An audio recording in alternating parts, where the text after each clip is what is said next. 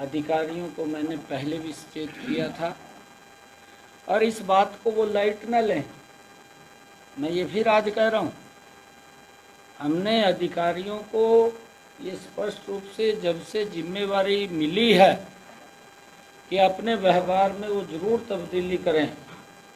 हम मिलकर के प्रदेश का विकास करने की हमने सोची है।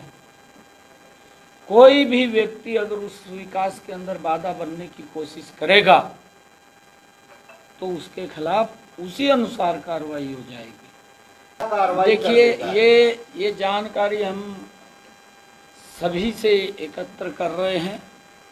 मैंने कहा है कि कल हमने माननीय जिलाध्यक्षों को भी बुलाया था, प्रदेश के पदाधिकारी और मोर्चों के माननीय अध्यक्षों को भी हमने बुलाया था, आज विस्तारकों को भी बुलाया है।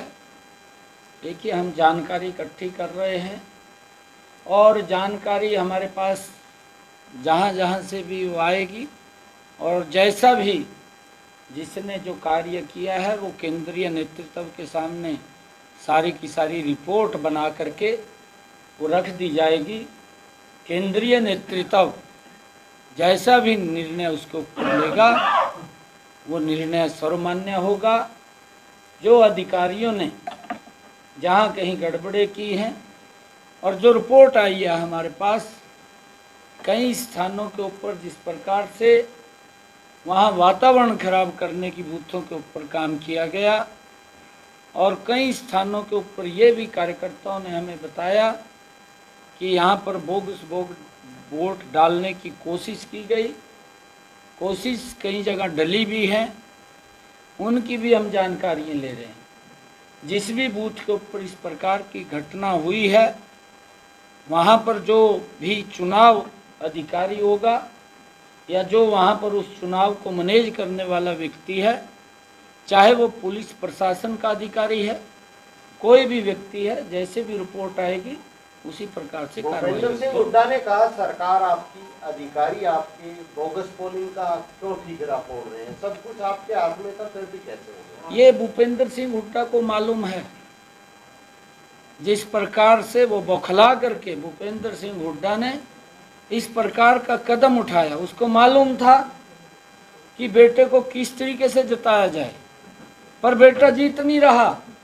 ये मैं आज कह रहा हूँ, उसने खूब प्रयास किया। भूपेंद्र सिंह हुड्डा ने हर तंत्र लगाया, दबंगता भी दिखाई, परंतु जहां जहां पर भी अधिकारियों ने उनका संरक्षण किया है या कहीं पर बोगस वोट डली है या कहीं पर वातावरण बूथ के ऊपर खराब हुआ है, उसकी रिपोर्टिंग आ रही है और वो कार्रवाई होगी, उसके अंदर कोई दो राय नहीं है। क्योंकि ड्यूटी है, क्योंकि हमारी ड्यूटी है, विपक्ष की भी ड्यूटी है, सत्ता पक्ष की भी ड्यूटी है कि शांतिपूर्वक चुनाव हो, उसके लिए हम मिलकर के काम करते हैं। परंतु अधिकारी अगर उसके अंदर कहीं पार्टी बनता है तो फिर वो अधिकारी बताएगा, वो बताने का काम करेगा कि मैं कैसे वहाँ पर क्या हुआ, क्या वो अपनी रिपोर्ट देगा वो वहाँ पर। एक मिनट प्लीज। कौन कह रहे हैं? भूपेंद्र सिंह हुड्डा बड़े सीनियर व्यक्ति हैं। 12 मार्च को वो विधानसभा में थे, फ्लोर ऑफ द हाउस उसके सामने बहुमत हासिल हुआ है और अब ये इस प्रकार का दुष्प्रचार करके लोगों का ध्यान डाइवर्ट करने की कोशिश कर रहे हैं। मैं फिर कह रहा हूँ, मैं ये बड़े विश्वास के साथ बात कह रहा हूँ, कोई मैं वैसे नहीं बोल रहा हूँ कि जब भी चुनाव हरियाणा विधानसभा के अभी ड्यू हैं, जब भी ये चुनाव समय के ऊपर होंगे और समय के ऊपर जब होंगे, हरियाणा प्रदेश के लोग एक तरफा वोट देंगे।